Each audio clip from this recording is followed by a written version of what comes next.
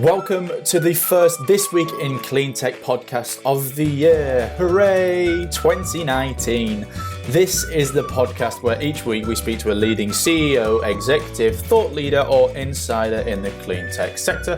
Each guest shares their thoughts on recent events, their own clean tech story, and their vision and hopes for the future. This week, our host David Hunt is joined by Jeff Bishop, CEO of US-based energy storage developer and startup Key Capture Energy. As CEO of Key Capture Energy, Jeff is responsible for overseeing mergers and acquisitions, capital allocation, financing, as well as ensuring all regulatory requirements are met. Jeff has spent his career working on utility-scale renewable energy projects and providing strategic guidance on the ever-evolving commercial, legislative, and regulatory energy arena. Couldn't get my words out there. Jeff holds an MBA from the University of Chicago, a BS in electrical and computer engineering from Rice University, and is currently working on his MS in electrical engineering from the University of Utah. Before we start, a reminder that you can subscribe to the This Week in Clean Tech podcast via iTunes or all of the other usual podcast platforms. But for now, that's enough from me. Let's hand it over to David with his guest this week, Jeff Bishop.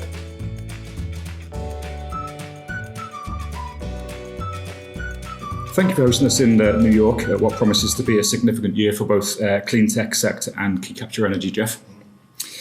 Before we look forward, what do you think are the defining moments of 2018 for energy storage in particular and Key Capture Energy itself? So 2018, for our company was the year that we got funding, and so hence we went from 3 full-time employees up to 10 or 11. Yeah. And so whenever you can actually execute on all of your plans instead of making PowerPoints about them, it's a very different scenario. And so with us, we're just about to commission our first 20 megawatt battery storage project in New York. And we have plans all across the US for 2019, and we're really excited about that. But energy storage in North America, it's kind of at an inflection point right now where everyone the last few years have been talking about energy storage, and there hasn't been a whole lot of action. And so it's now people are moving beyond the words and the discussions and the PowerPoints and getting into actual construction and projects going into the ground. And so 2018 is really the start of that, but 2019 is going to be where we see everything ramping up a whole lot quicker. Yeah, I think we see that in Europe as well. As you say, there's been a lot of hype and a lot of talk around energy storage for a good number of years, and everybody talking about pipelines. Yeah. It's easy to talk about pipelines, but as you say, when you start seeing stuff deployed, that's when you really see things happen. Exactly. Yeah, it's back in my old wind days, we used to have the term bragawatts, where as a developer, as an independent power producer, you could really call your pipeline almost anything. Yeah. But it really just comes down to, okay, how much will you actually build and why? Yeah. And so it then becomes a question of, okay, what is your market thesis? What is your business development plans? Do you have the team in place? Do you have the right capital?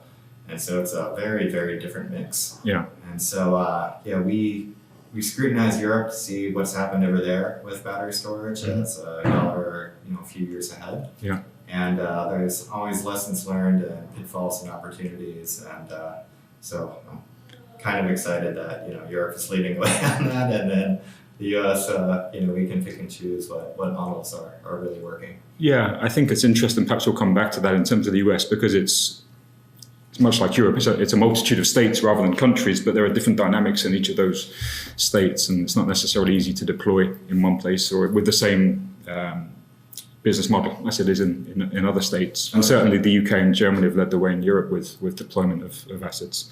It's interesting, a friend of mine who is an analyst, in renewables, used to speak to a lot of clients and take their bragawatt list, if you like, and then do a sum, and it was always a number that was just totally infeasible. But let's return to that if you can, because your background obviously is in wind and renewable development and over many years.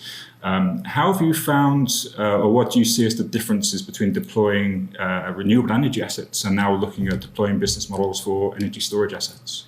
Yeah, the tricky part about storage is that it can be a lot of everything or it can be nothing, depending upon how you approach it. And so when we initially got started in 2016, I worked my first wind farm in 2002, and so I had 14 years of just an understanding of what the market was. But my understanding of that market was based upon, a bus bar price for energy, plus a renewable energy credit, and preferably in a long-term power purchase agreement. Yeah. And then suddenly you realize with storage that it's a very different business model. There are very different revenue streams, and there are a whole multitude of opportunities out there. And it just becomes a question of which niche you're going after. And so storage can be capacity replacement. It can be load reduction on distribution lines. It can be arbitrage. It can be better integrating wind and solar. Yeah. It can play in the ancillary services market. And so it just becomes a question of where exactly do you want to be and why, and what is that market and how do you develop it. The other really big difference that I see on wind and solar is that wind and solar were really developed because the environmental advocates back in the late 90s, early 2000s started pushing the idea of renewable portfolio standards. And so because of that, because each state was required to procure a certain amount of their electricity from clean energy, it created a market. Yeah. And so because the US does have 50 individual states, which all approach it 50 individual ways, it became a learning laboratory, and we started taking lessons learned from one state and one renewable portfolio standard, better integrating it everywhere else in the country. Yeah. And that really created the market.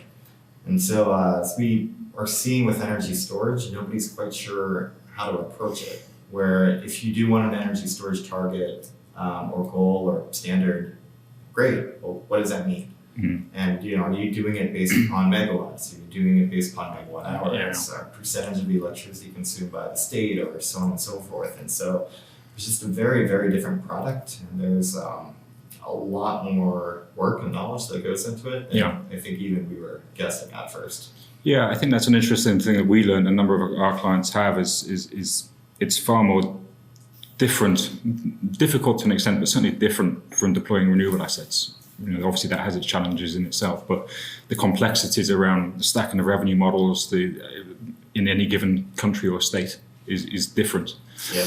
Also, in terms of technology, it's very difficult to see much past lithium at the moment, and certainly from our experience, anything that's not lithium is really tough to fund. Yeah.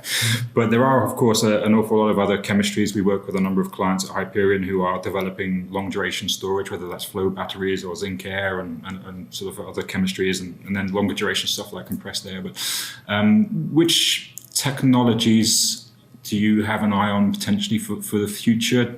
I assume it's mostly lithium at the moment, but do you see any particular technology or type of supplier coming to the fore in the next year or two? Yeah, the way that I view storage is, a good parallel is with solar, where with solar, the current chemistry of photovoltaics, it's not the best from an efficiency perspective. There are much, much better chemistries out there, but the current one hits scale. And so as soon as you hit scale and are able to drive down costs, then you become the runaway leader. Yeah. And so there's a lot of really, really cool stuff out there with flow batteries and zinc bromide and vanadium and what have you. But it becomes a question of, can they hit scale quick enough to drive their cost curve down and be able to compete? And so if you are looking at really long duration batteries, maybe lithium is not your best, and maybe then you do need to get into other technologies. But making that revenue model work is tricky. Yeah. And so it always is that really fascinating intersection of technology, commercial, regulatory, policy, business development, where how do you make it pencil and how do you make money on it? And right now I don't see too many besides really niche opportunities for the really long duration batteries, but that could change very quick. It is tough. I use the analogy sometimes with, around the VHS Betamax, for those who remember having VHS or Betamax, but it wasn't, VHS border currents wasn't the best technology. It was just that which was able to scale and make the market domination. Yeah, exactly. And so it remains to be seen as far as if lithium ion is going to be, the clear winner. But at least as a developer of these, we pick very certain markets, certain projects, and we know that there could be a 1, 2, 3, 4, 5 year development cycle. Yeah. And so develop being technology agnostic, and whoever is the most cost effective whenever it comes time to build, that's who we're going to go with. Yeah, it's interesting again, because again, a lot of people talk about lithium reaching its development peak, if you like, but we work with LG Chem, which are one of the major manufacturers, and they still have a road path for increased density and obviously reduced costs for some time yet. Now, you'd expect a manufacturer to claim that, but you're certainly seeing that to be the case. And I think, again, a lot of people thought solar would never get to the point where it is now. It's an example where we talked about it before, sort of 35 cents versus like $3 a few years back. So I certainly see there's legs in lithium, but it's really interesting to see where the longer duration and interseasonal kind of storage might play. The key capture have a view that in the future they may operate in those sort of other markets, either overseas and or in sort of beyond the short duration that lithium is capable of? Yeah, so we know and we understand North America and certain markets within North America, so that's where we're going to stick for now. Like anyone, we need to get a track record and prove that we do what we say. Yeah. And so that's where we're really focused now. But there's really cool opportunities worldwide and in really fascinating places. And so there's a lot of business models out there that are going to do just fine. And always the question on which niche are you going to go after, and where do you think you can add the most value? Yeah, I think it's still, and I wrote an article a couple of years ago, which ended up the headline being about it being a bloodbath, this is before Acrian went bust, before Fluidic and various other companies that we were working with whose business models just hit the buffers purely because of commerciality, not necessarily a poor product, although getting flow batteries to function is a challenge in and of itself. So it's, I think a lot of people ran out too many things too quickly. Yeah, but there's, some of the newer technologies that are coming out, we've done our own internal deep dives on, and I love the technology, I love the story, I love the, limited record that they have, but I can't get them financed yet. Yeah, and funding is king. Going back to the US then, in the US, at least in the coming year or two, what do you see as the biggest challenges or barriers to the further deployment of storage assets? Yeah, so the US is not only 50 individual states, which all have their own rules, but it is also governed by the Federal Energy Regulatory Commission, and underneath them, the independent system operators or regional transmission operators.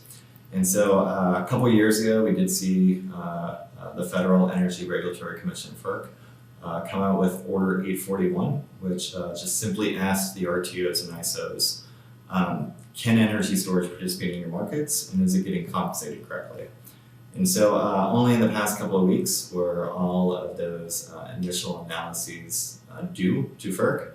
And basically, we got a lot of what we were expecting of no, they're not able to participate in the markets in a technology neutral way. Yeah. And 2, they're not getting paid appropriately for that. And so that's going to work its way through the regulatory system over the next year or 2 or 3. And after new rules are established, it takes a while for new software to actually hit the various RTOs and ISOs. And then after that, that should completely and totally transform the wholesale market. And so we work on the bulk system. And so 2 megawatts looks to be our smallest. And we have queue requests in for 200 megawatt size projects. Okay. And so being able to participate in the wholesale market in a technology neutral way is what we need for the industry to move forward. And so that's what we're really looking for. So I see that as being the prime mover over the next couple of years for the industry. If you get those market rules right, then a whole lot of opportunity opens up. Yeah. Where do you see, because again, it's easy to point to Trump, for example, in the US, and in the EU, there are certain regulations and policies. Certainly in the UK, the policy situation isn't always favorable. Yet people are still deploying and companies are just getting on with doing. Do you see that that's the case here also? Yeah, it's just looking at the cost curve on battery storage over the last 5, 6, 7 years. it's gone down dramatically. And so at some cost level, things become really economical, even with limited market participation. And so it may just be you're limited to market niches at first, where you're either in states that have some form of state support in order to nurture the technology and build innovation clusters and create a sustainable economy and what have you. So you might be limited there for a while, but at some point it breaks out. The appropriate wind story related to that is, wind got started initially in states with renewable portfolio standards. And so places like Iowa or California or New York. And then at some point the costs drop so dramatically that now it's blanketing, Oklahoma and Kansas and places that, in the Dakotas and Wyoming and Montana that don't necessarily have the same climate change goals as elsewhere. Yeah. But at some point it just becomes the most economical. It's a matter of economics. Yeah. If it's the cheapest, who cares about the climate? Which again is not a bad thing in itself. Exactly. If it gets people over the line. Looking at in front of behind the meter storage, there's a lot of, again, I read a report with, I think it was Navigant recently, around sort of predictions for in front of the meter, which were looking at dominating the marketplace. And again, there's originally in Europe, from our experience, the residential behind in front of the meter things were looking like the dominant player, but then nothing really happened, and C&I was very, very quiet, and it was the utility scale, the larger scale, which has had the most shift recently, and now that seems to perhaps be in the balance. Have you a view on, from Key Capture's point of view in general within the market, whether there's a C&I market, for example, to go after? Yeah, we see opportunities everywhere. It's just the question of what market you want to go after and what team do you have and what expertise.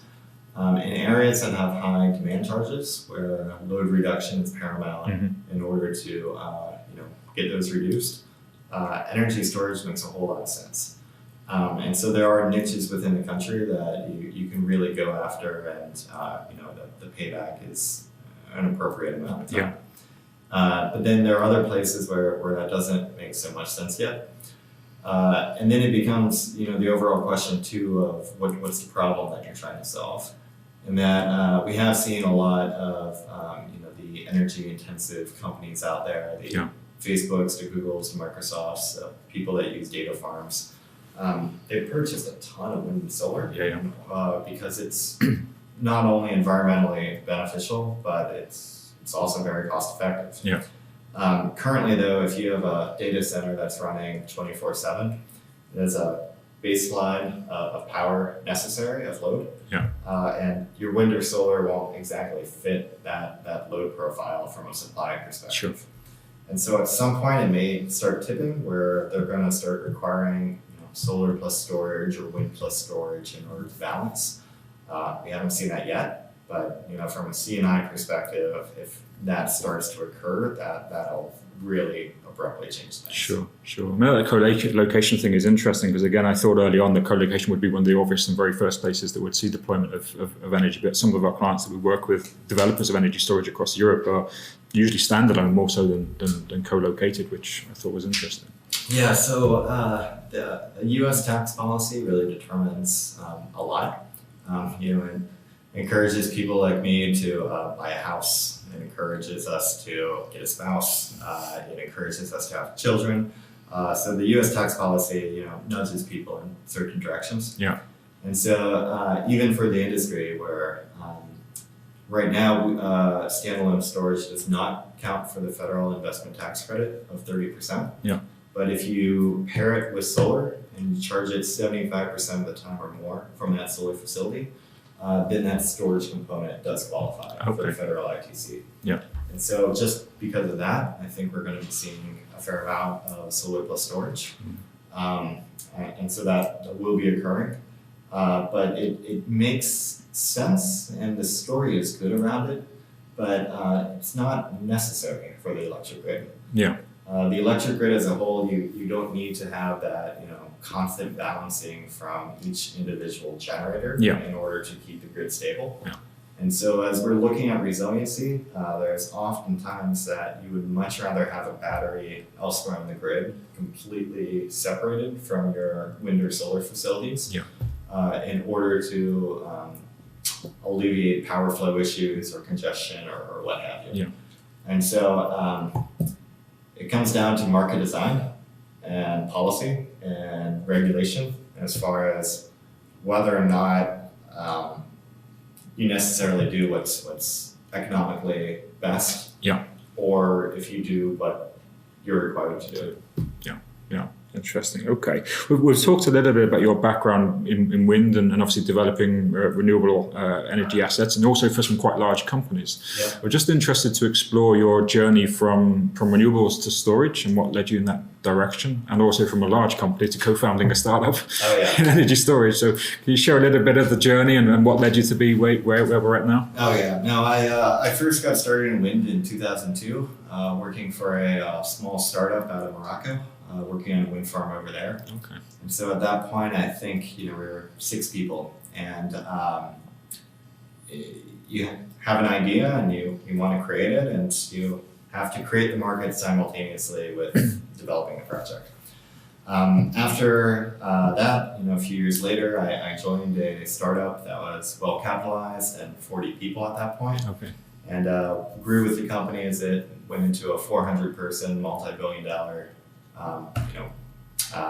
publicly listed company, and it's a very different journey, very different skill sets, very different everything as far as how that goes. So why storage? In 2016, my co-founder and I, both of us started hearing the same level of chatter around utility scale storage that existed around utility scale solar 10 years before. And we started getting into it at our individual companies. He was at one major company and I was at a different one. But we both served on some renewable advocacy boards together. And we both noticed the same level of chatter. And it's like, all right, well, we don't quite know how to monetize this yet, but something's going to happen. And so we both decided it was the time. And so we went off, just the two of us, spent 6 months, just working out of our own checking accounts, as far as we weren't willing to take money from friends, families, former coworkers until we were convinced ourselves. Yeah. And then we raised a small angel round, and then about a year later we raised more money in order to go out and build projects. And so very different skill sets, very different environments, but it's really fun. Yeah, I think that's, again, one of the questions that are around the difference between, we recruit a lot of people who have been in big companies and find the sexy startup thing kind of interesting, but don't perhaps really understand the real difference of operations and culture and not necessarily values, but how those businesses operate, and having somebody to, that's the cliche, lick your stamps and make your tea versus you being the post boy and the CEO kind of thing as you start up is a very different environment. I mean, do you enjoy, you certainly look to be, but you're enjoying going back to startups where you started, or did you really enjoy that corporate thing in the middle? They're both fun in very different ways. And so what I enjoy most about this is that every day you're doing something completely out of the realm of what you're comfortable in. Mm-hmm. And my learning has just dramatically increased the last 2.5 years. Yeah. And now that we are able to recruit fantastic people with us on our team, suddenly it's this wonderful environment where we don't know the answers. We often don't know what questions to ask, but we are now starting to have the team that does. Yeah. And so getting to watch that build and getting to watch the relationships and the organic culture of the company starting is just incredibly fascinating and incredibly fun. And it's something that we're really proud of as far as our team and how we're evolving together. Yeah. And so really enjoy that. But then, the big company, when you get to help nurture it through growth, as far as, how do you position yourself in a world where everyone is selling intermittent electricity, for instance? And the company culture matters. Yeah. And the way you treat people matters, and your values and your mission, it all matters in a really dramatic way. Yeah. And so getting to create that from scratch is just a wonderful and really fun experience. Sure, yeah. No, I'm on my second startup, and that is the fun stuff, I think. But it's again interesting. I know you've spoken to John and some of the Hyperion team around this before. The difference between recruiting talent into a large player or into the established business versus recruiting talent into a startup. And I read some of your thoughts on that. You want to elaborate on how you see those differences, or how you yourself recruit differently from those two different environments? Oh yeah, no. Even right now, I'm looking for the right business development analyst to sit next to me in Salt Lake City, and we had one candidate who was asking, all right, well, where do you see the position in 2 or 3 years? And that's a really hard question, and it's a hard question for 2 reasons. Number one, as a startup, you're not quite sure where the company will be in 2 or 3 years and how quickly we'll grow and what the team will look like. Yeah. And then the second part is that it's not truly up to me in order to dictate where the role goes, because as a startup, you should be in really any company, you should be naturally gravitating to where you add the most value. Yeah. And so with this particular candidate, I told him where it's like, if you're still working as my right hand 2 years from now, you've done this wrong. And fundamentally, you should be figuring out market niches that we're not going into, but we should be. You should be figuring out where you think you can add the most value and also fits your personality or your stage of growth of your career. Yeah. And you should go into it and lead, and then help me backfill in order for me to have somebody. Yeah. And so it's a very different mentality when you're trying to recruit for that, where it's a lot of broader questions and a lot of asking, all right, well, tell me about a time that you created something out of nothing, and what was that thing, and how did you go about it? Yeah. What was your role? And if you could do it differently, what would you do? Yeah. I think those are some of the challenges we face. Obviously, working on behalf of our clients, we do work with some multi-billion-dollar companies, but equally we work with a lot of post-investment startups, and it's really trying to get under the skin of find the entrepreneurial element to say, well, there's an element of risk, as there always is joining a startup, but there's also a huge opportunity to dictate rather than to be dictated to. Yeah. And that's not necessarily an idea that a lot of people are comfortable with. But digging under the skin of whether they really got the whatever you call it, the metal or the capability to do so is a challenge, I think. Yeah, and then too, it's always taking the step back from being an expert in one particular area to having to necessarily have a really broad skill set on a day-to-day basis. In my former roles, when I was doing financial models for a wind company, I have $2 billion of operating wind farms right now that I was the sole financial modeler for. And so with that, day in and day out, you're doing the Excel sheets, and you're making sure that everything works out, and that you're accurately representing what these are going to return from a financial perspective. Versus today, I get to do financial modeling, maybe 5% of my job, but I also get to lead procurement, and I get to develop the strategy for new markets, and get to work with my team on areas that make me uncomfortable going into, but they see opportunity. Yeah. And it's just very different going from being skilled in one very particular area to getting to do it all, and doing some of it really well and doing some of it really badly, and I think also that out. I think also the willingness to make mistakes, or at least have not be embarrassed by mistakes. Nobody goes out to create mistakes, but it seems to me quite often in larger entities, mistakes are kind of hidden or shied away from. Whereas in an entrepreneur environment or a startup environment, they're not sought, but they're a massive learning opportunity. Oh yeah, and that's a different mentality, I think, also in an individual to see that. Oh yeah, no, definitely, and that's one of the questions that I like asking when interviewing people. Just tell me about a time you made a mistake, and what was that mistake, and what were the costs, and what happened, and how did you navigate through the process afterwards with that? Because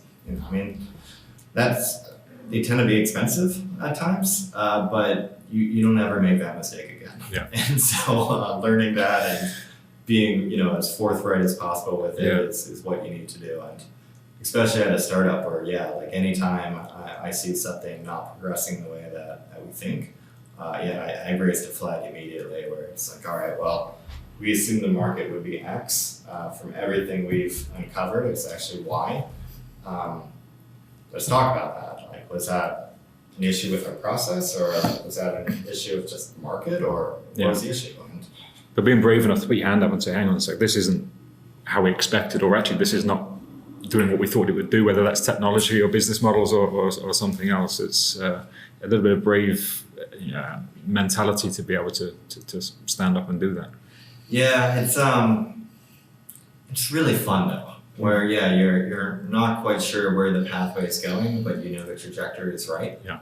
And so as long as we're moving in that trajectory, we have goals, but things move. Yeah, things move. Yeah. Looking at that then in terms of the future for key capture and again scaling up, which is a topic that fascinates me, and I write around and read a lot around scaling up, and that's I think one of the biggest challenges. Starting a company is fun, but getting it to be a delivering mechanism, adding value in whatever it is that you're doing, and then adding people to add more value is a massive challenge. And what are your plans for key capture and aligned with that? How do you maintain the values that have made you successful to date in that process? Yeah, so we're currently 12 people. Back in July, we were 3. And so it's we're kind of at a level right now where I can't wait to see how our team works together. Yeah. And we'll figure out what we need based upon the market and how we want to evolve at that time. And then after that, it becomes a question of who we want to be. And there are a ton of market niches out there for any company, and in storage, where it is a product that can do so many things, it's just always the question of what's the strategy, what's our goals, and do we have the right team for that? Yeah. And at least for the next year, we have 4 or 5 projects we want to get in the ground or start constructing in 2019, and a few geographies. And how do we build the right team that develops those projects, works on making sure the market is ready and constructs, and then gets them into operations and optimizes the projects once they're on the ground. And I think we have the right team now for this growth stage. Yeah. But by the time 2020 comes, we have some really big projects that we want to get in the ground, and that'll be all a reflection of what the company is at that time and where we want to go. Another thing that fascinates me with startups, or I know is a challenge, and again, not asking to go into specifics, but when it comes to business model or your own business planning, we have it ourselves in terms of, what's the next 3 years like? Well, it's hard enough sometimes to see what the next 3 months is going to look like in the clean tech sector and in storage. And obviously then looking at financing and funding and looking after your shareholders, whether they be private or VC or wherever, is a challenge to try and foresee. So the fun stuff is that you do have to be super nimble and pivot regularly. Oh, yes. But the bigger challenge still is being able to paint a picture of the next 2 or 3 years and then sell that to an investor. And how do you find that sort of balance and relationship with investors, either now or previously in your life? Yeah, so when we went out for a big round of funding, we spoke with 34 different private equity or infrastructure funds, or somebody with capital they were looking to deploy. Yeah. And it's a delicate balance, and it's a delicate dance. Talking about our vision of the future and how we're going to shape it, versus the hard market realities of needing to earn a return on capital. Yeah. And so out of those 34, it's you can pretty quickly and nimbly navigate as far as what the right capital and what the right teams are for where we were as a company, where we want to go. Yeah. And so it was a process in order to make sure that you have the right partners and the right investors. And it's just at that point you make the decision and go on blind faith that you're gonna. There's always a leap of faith, I guess, but it is an interesting thing as to how to play. How much equity can you give away? Is there an opportunity for debt funding? Who is the right people that are going to live and breathe your vision? It's fraught as an owner, investor, co-founder to make those decisions. And I think that's one of the key things that I've seen that VCs and institutional investors have learned a lot about working with startups versus how they did maybe 4 or 5 years ago. I don't know if you've experienced that at all. Yeah, so we quickly were able to just know who you gel with, and then you start to just ask yourself why. And so the people that saw the markets in a similar way were the ones that we were naturally attracted to. Yeah. And the ones that push back on us and ask really hard questions and do the homework and all the necessary things in order to understand a nascent market were the ones that we really, really liked. Yeah. And so, just as far as, navigating equity and debt and, how all the financials fit together, it's not an area that we're going to claim to be experts on at all. But we did have in our initial angel investor round some really, really smart people who, founded and created and built multi-billion-dollar clean energy companies. And we luckily have, friends and former colleagues that pick up our phone calls and that we can ask them, really basic questions. So how do I handle this? How have you seen this before? What would you do in my shoes? Yeah.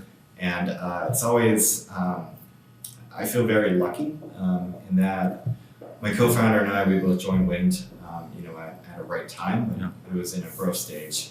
And so a lot of those same people from 2006 are still leading clean companies today.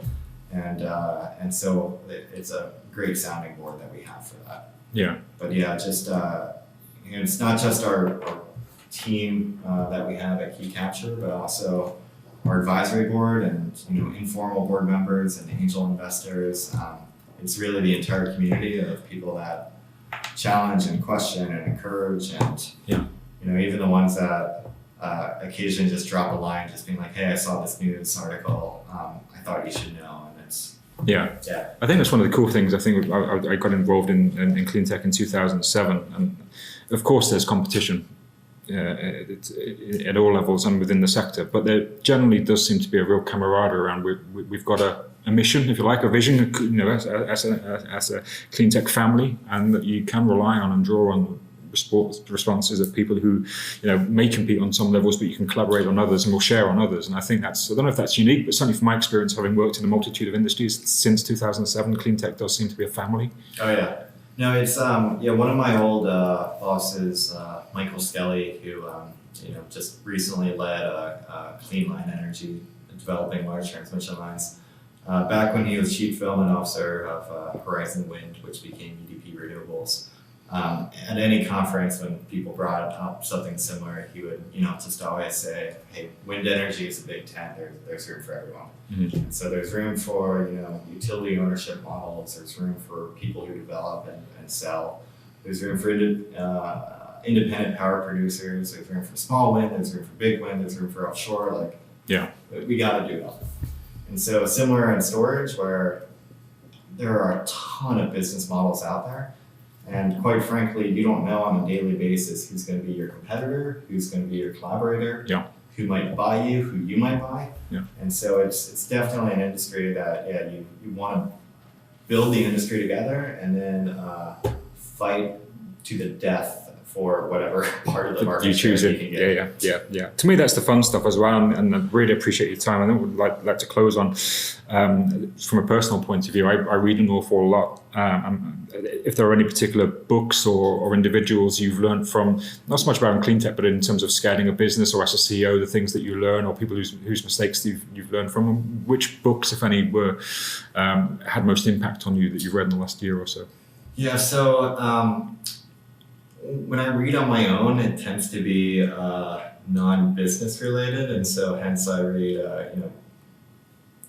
bizarre nonfiction. I'm reading about Chernobyl right now. So my readings are not necessarily the primary guidings on this, but what I have always been utterly fascinated by is just things that didn't work as predicted. Mm-hmm. And after college, I got a Watson Fellowship, which the fellowship sends 50 just graduated students, across the world, and asked each of them during the interview process of if you could go study anything for a year, what would you do and why? And so I studied renewable energy failures in sub-Saharan Africa. Okay. Where it was everything from energy efficient stoves in refugee camps that didn't take off to large hydro plants that never happened to solar projects that worked and then stopped. And for me, it was always, what was it about those projects from a technical, sociological, capital, financial, regulatory perspective that kept it from not going ahead? And so a lot of the analysis, a lot of the work that we do, is just looking at different business models and case studies as far as what has worked, what hasn't worked, and why. Yeah. And, it's often not the most obvious things, but they didn't have the right team in place, or they didn't have the right capital source, or, the market went a completely different way than what they were expecting, or they just weren't in the right place at the right time. And so, so that's a lot of what I read in general, whenever I'm reading industry stuff, and that tends to be, more at this point, picking up the phone and calling people rather than books. Yeah. But learning from those, I should say, that mistakes or I should say sometimes it's market conditions, but failures are, I think, are where the greatest learning comes from. Oh yeah. No, as much as you want to hear all the success stories of, entrepreneurs that started out and became Elon Musk or what have you, there's a lot more to be learned from other people who tried it and, weren't able to get the project to scale or weren't able to get, in the industry that they wanted to. And they're both incredibly valuable to learn from. Yeah. It's that thing about it took me 10 years to be an overnight success. It's the story behind that's the interesting stuff, not the success necessarily. No, exactly. Cool. Okay. Well, listen, I really appreciate your time, Jeff. It's been great to meet with you. I really appreciate you hosting us here. Wish Key Capture every success for 2019 and the energy storage market as a whole. Thank you. No, it's going to be a fun year, and I can't wait to see a year from now how it all progresses. David Hunt there with Jeff Bishop. We hope you enjoyed that conversation. Plenty to get your teeth into with that one. If you enjoyed, please do leave a review on iTunes. And remember, you can subscribe to the This Week in Clean Tech podcast via your usual podcast platforms. But for now, that's enough from me. Hope you enjoyed this episode, and we hope to see you next time for the next installment of the This Week in Clean Tech podcast. Whatever you're up to this week, make sure you have a good one, and goodbye.